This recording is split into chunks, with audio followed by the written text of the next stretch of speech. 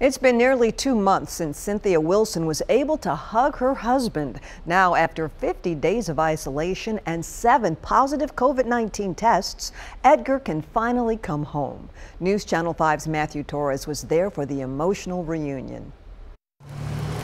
It feels like a first date. If you could put a face to jitters, I woke up this morning at 4:30. it would be Cynthia Wilson. I couldn't sleep. I was so excited about this day. With donuts in hand, it's the least she can give for the staff at this rehab facility preparing to send off her husband. I knew it was going to come. You know, God, He hasn't let me down yet. But being an hour early, And I'm just really antsy. I'm really antsy. nerves are kicking in for a long-awaited moment. I'm going to hug him, hug him, hug him. I'm going to hug him.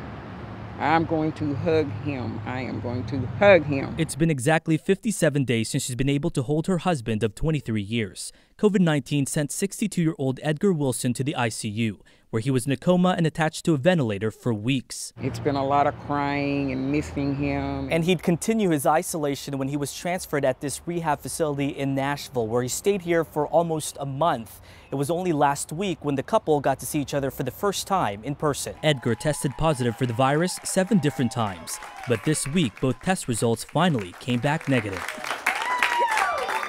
And finally, she can take him home. And of course, hug him. Well, I forgot all about social distancing. I didn't care about social distancing. Edgar says he only remembers waking up. It was frightening there for a minute. But he's leaving here remembering only the good. God bless the nurses, thank God, my family members, and everybody that was pulling for me. Even with masks on, if gratitude had a face, I appreciate you all so very much. So very much. So do I. it would be Edgar and Cynthia Wilson. We're ready to go home. Matthew Torres, News Channel 5. A happy ending. The family plans to hold a parade for Edgar this Sunday.